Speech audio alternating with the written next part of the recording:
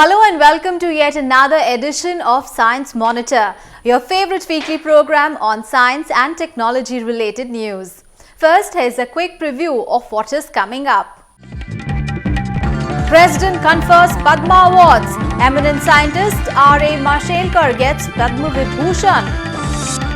India launches navigation satellite INRSS-1B successfully. Earth's temperature rising due to global warming. UN releases fresh report on climate change. Assam tea beginning to feel the strain of global warming. Rising temperatures reducing yields. Gates Foundation to provide financial support chooses 6 Indian institutions to develop new technologies to ensure safe and clean toilets in the country. And in our segment In Depth, on the occasion of World Health Day, we discuss in details about vector-borne diseases.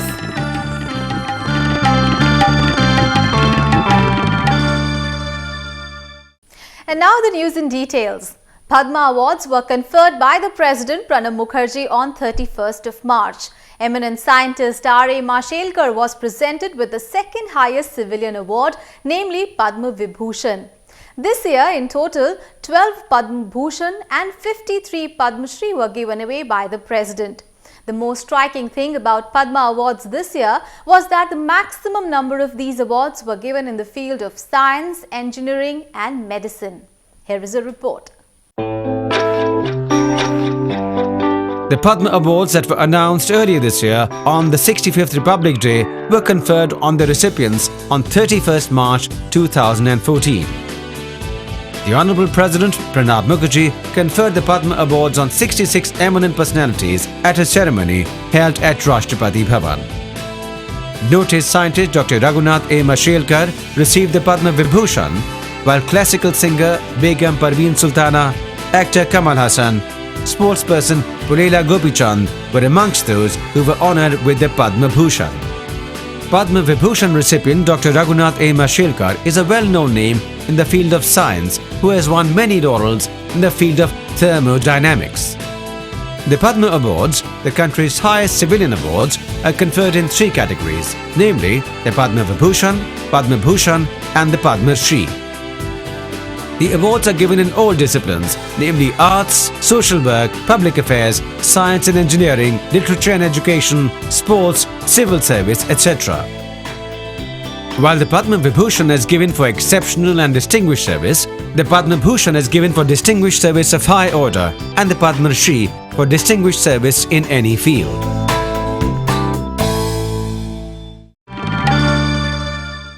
Crossing another milestone in the field of space science, India successfully launched its second satellite in the Indian Regional Navigation Satellite System. This navigation satellite, INRSS-1B, took off from Satish Dhawan Space Centre, Sriharikota, on board PSLV C-24. The satellite, weighing 1,432 kilograms, will markedly facilitate ground, aerial and sea navigation. The Indian Space Research Organisation on the evening of 4th April 2014 successfully launched the second satellite or the Indian Regional Navigation Satellite System called the IRNSS-1B from the Satish Dhawan Space Centre at Sriharikota. The satellite, which weighs 1,432 kilograms, was carried by the Indian Rocket's Polar Satellite Launch Vehicle (PSLV). The IRNSS-1B satellite is part of the 7th Satellite Indian Regional Navigational System. The first navigational satellite, IRNSS-1A, was launched in July 2013. IRNSS-1B has a design lifespan of 10 years. The IRNSS navigational system, developed by India, is designed to provide accurate position information service to users within the country and up to 1,500 kilometers from the nation's boundary line. The system is expected to provide a position accuracy of better than 20 meters in the primary service area. The system is similar to the global positioning system of the US, GLONASS of Russia and Galileo of Europe. China and Japan too have similar systems named BDO and Japanese Quasi-Zenith satellite system, respectively. The system will be used for terrestrial, aerial and marine navigation, disaster management, vehicle tracking and fleet management, integration with mobile phones, mapping and geodetic data capture and others. The IRNSS may also be used for defense purposes.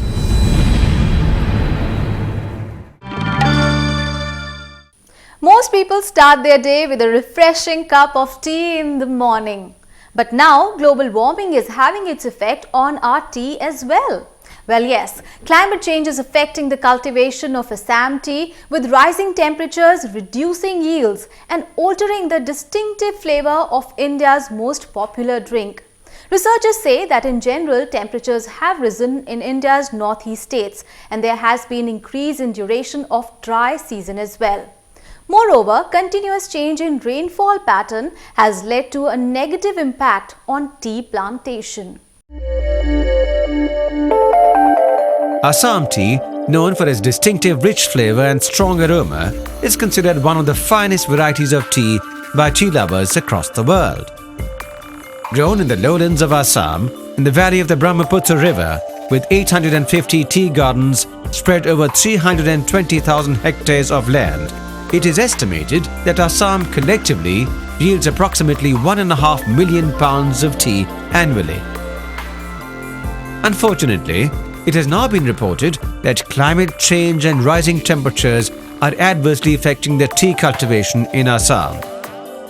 Assam tea thrives best in a climate that varies between a cool, arid winter and a hot, humid, rainy season. Because of its high hills and abundant rainfall, Assam till now has been one of the most prolific tea-producing regions in the world. But in the last 60 years, rainfall in this region has fallen by more than a fifth, and the minimum temperature has risen by a degree to 19.5 degrees Celsius. This rising temperature has reduced the yield of tea in recent years. Tea gardens are not different from any other agriculture crops or the horticulture crops. In the northeastern Indian tea gardens, what we are finding is that the rainfall is decreasing and temperature is increasing. And as a result of that, the tea plantations are affected. Insects, pests and disease incidents increasing over these last 30 years. And the management costs that way are increasing, and the plantations yields are also impacted to some extent. And it is more evident in places where the corrective measures are not taken. The Tea Board of India said that it had recorded a steady decline in tea production in recent years. In 2007, Assam produced 512,000 tons of tea. By 2008, this had declined to 487,000 tons, with estimated production in 2009 down again to 445,000 tons. A further decrease is expected this year. This decline in yield has been noticed despite the increase in the area of tea cultivation in recent years. Concerned authorities suggest efficient rainwater harvesting and introduction of new breeds of tea plants to mitigate this problem. The changing climate is also observed to alter the rich, creamy flavor of the Assam tea that makes it popular among tea lovers. However, experts say that other factors like fertilizers used and cultivation methods might also be partly responsible for this phenomenon. The falling yields and the changing taste of Assam tea has emerged as a serious concern among tea growers and tea lovers and needs to be immediately addressed.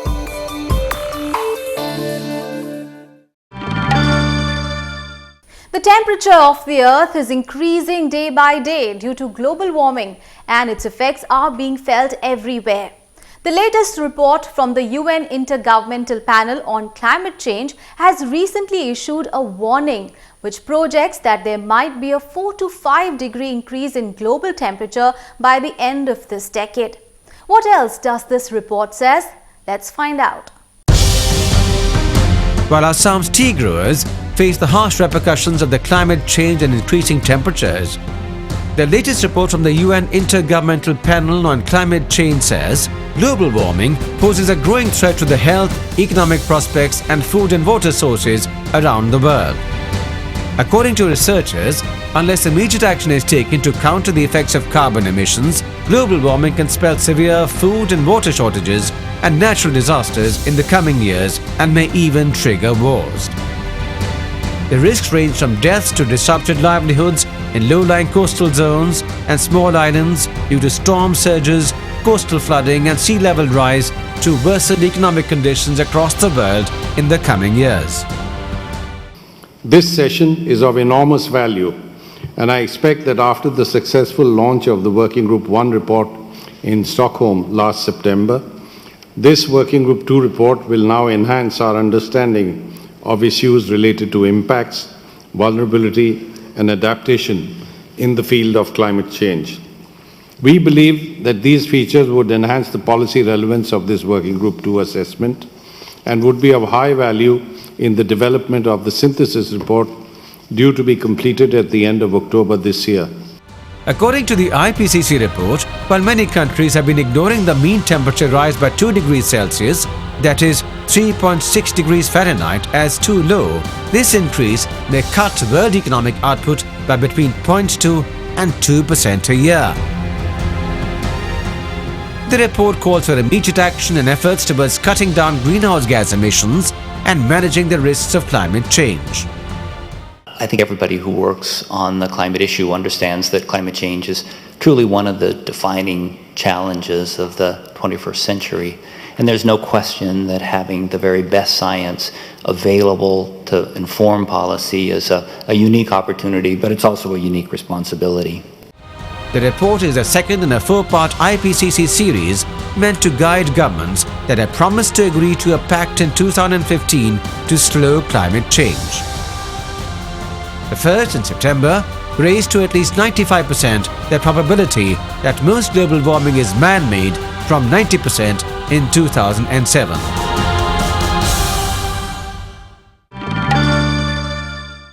Bill and Melinda Gates Foundation, along with the Department of Biotechnology, Government of India, have started a program called Reinvent the Toilet Challenge. The mission of the program is to provide India with clean toilets. Bill and Melinda Gates Foundation have picked up 6 Indian institutions that will develop cheaper and safer sanitation technological solutions here, taking into account India's climate and specific needs in mind. In a major step towards assuring safe and affordable sanitation technologies for millions of people in India, the Bill and Melinda Gates Foundation will now fund 6 Indian innovators to develop innovative solutions to address sanitation problem and hygiene in India. The funds will be allocated under the Gates Foundation-led Reinvent the Toilet Challenge India program in collaboration with the Department of Biotechnology and Biotechnology Industry Research Assistance Council. Sanitation is a very important problem, and here in India only 1 in 2 people have access to a safe toilet. So we're trying to spark innovation to come up with new solutions, better sanitation solutions. So we partnered with the Department of Biotechnology and we had a challenge, a competition to see what some of the best ideas were. And last Saturday, we awarded 6 awards together, the Bill and Melinda Gates Foundation with the Department of Biotechnology, to support some entrepreneurial innovation here in India for improved sanitation. These included efforts to create toilets that are not connected to water, sewer or electricity, improve collection, treatment and disposal of human waste. Among the 6 innovators who will be granted funds, 2 were from Kerala, namely the Iram Scientific Solutions and the Amrit School of Biotechnology.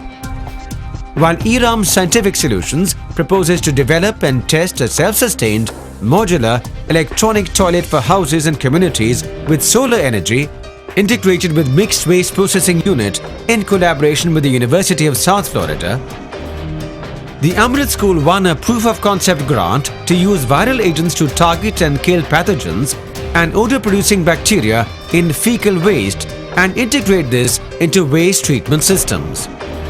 Other grantees include Indian Institute of Technology, Roorkee, Institute of Chemical Technology, Mumbai, BITS Pilani and KK Birla Goa campus.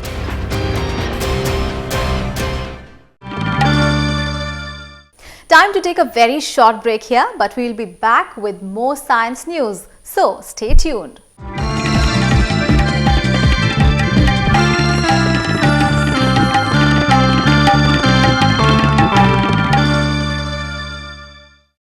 Welcome back after the break. You're watching Science Monitor. And now let us take you through an exciting journey that will exhibit scientific activities across the country and in the world in our segment Science Express.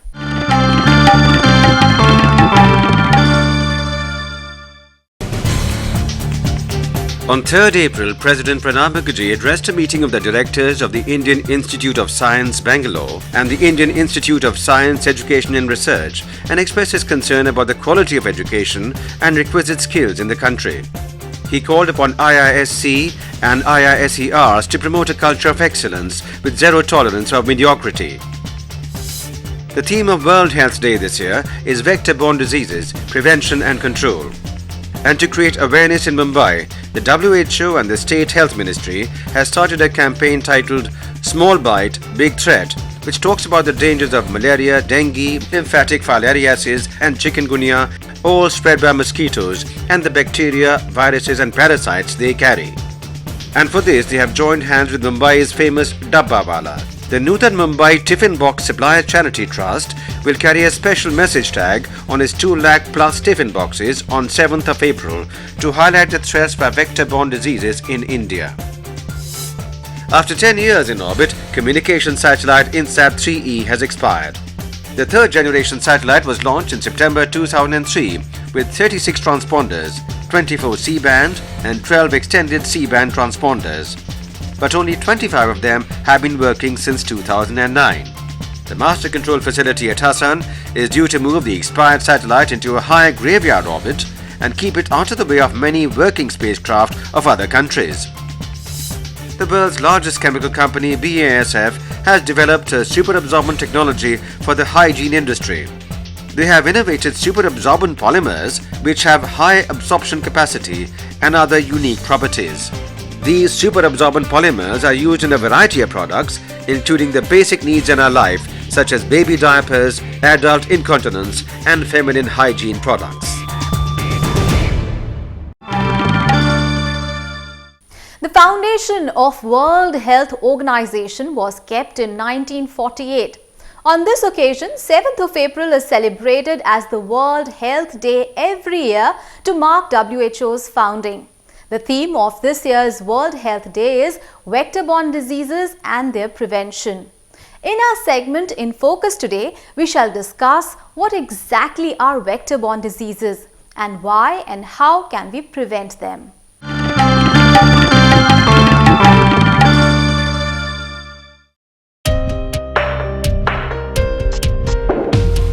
Health is defined as the overall physical, mental and spiritual well-being of a human being. And needless to say, is acknowledged as a primary requisite for survival and longevity. Since ancient times, the majority of scientific studies have been aimed solely towards better understanding health and improving healthcare measures by way of drugs, diagnostics and doctrines.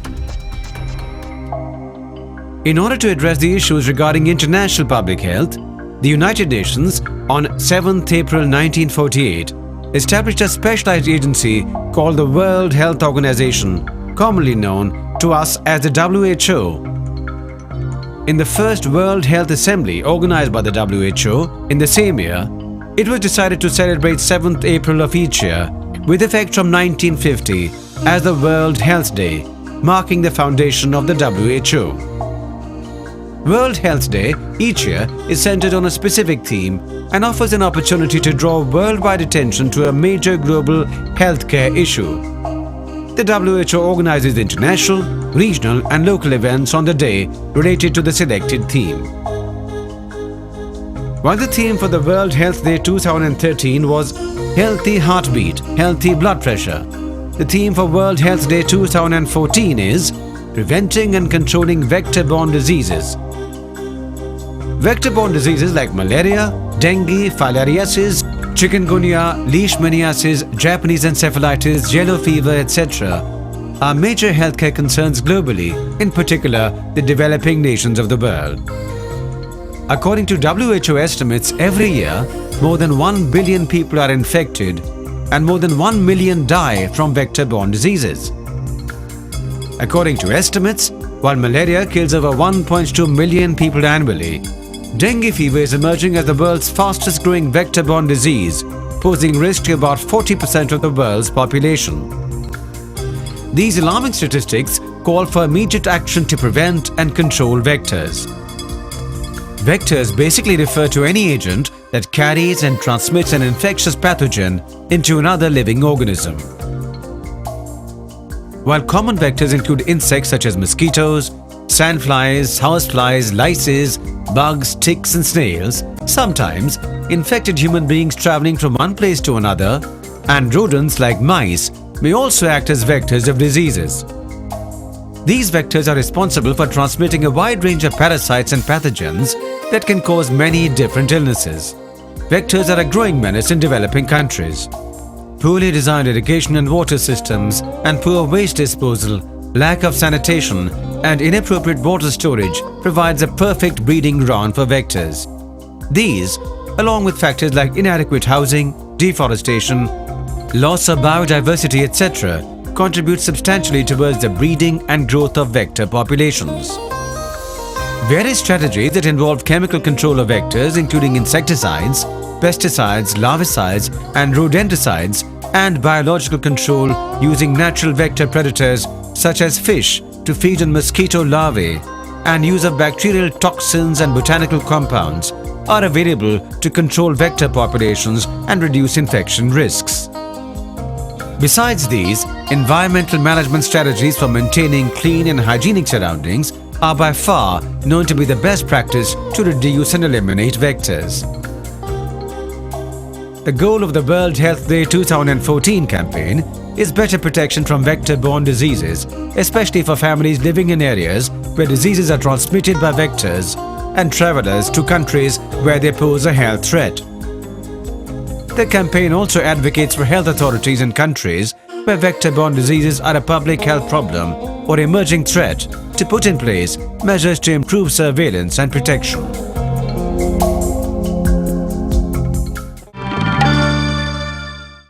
And what has been this week's contribution to the history of science?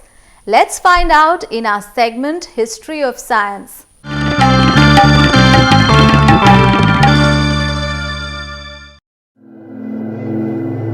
4th April 1823. Charles William Siemens, the German-British engineer, well known for his electrical inventions, was born in Gurden, Germany.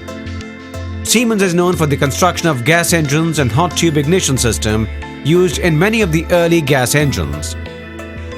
The regenerative furnace based on a process known as the Siemens-Martin process and the electric pyrometer used to measure high temperatures were invented by Siemens. 5th April 1827. Sir Joseph Lister, the British surgeon who pioneered antiseptic surgery, was born in Essex, England. Lister promoted the idea of sterile surgery and introduced the use of phenol to sterilize surgical instruments and to clean wounds, which led to a reduction in post-operative infections and made surgery safer for patients. He is also known for developing a method of repairing kneecaps with metal wire and improving the technique of mastectomy.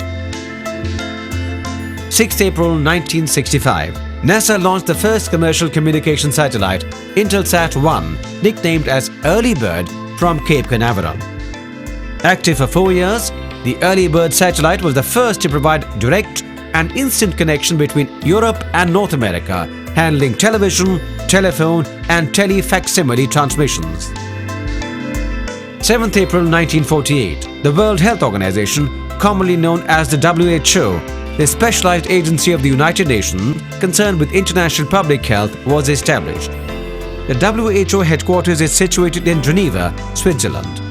The Constitution of the World Health Organization had been signed by all 69 countries of the United Nations. Since its creation, it has played a leading role in the eradication of communicable diseases. 11th April 1755. James Parkinson, the famous English apothecary surgeon, was born in Shoreditch, London. Well known for his medical doctrines and published medical works, Parkinson was the first person to systematically describe 6 individuals with symptoms of the degenerative disorder of the central nervous system, which was later called Parkinson's disease. He is also known for his work on gout and the earliest writings on peritonitis in English medical literature. So, how do you like our program Science Monitor? Well, do send in your comments and suggestions through email. Our email address is news@vigyanprasar.gov.in. You can also send us your suggestions by post. Our postal address is Vigyan Prasar, C24, Qutub Institutional Area, New Delhi, 110016. That is all in today's edition of Science Monitor, but we shall meet next week with more dosage of science news and exciting information. Till then, goodbye and take care.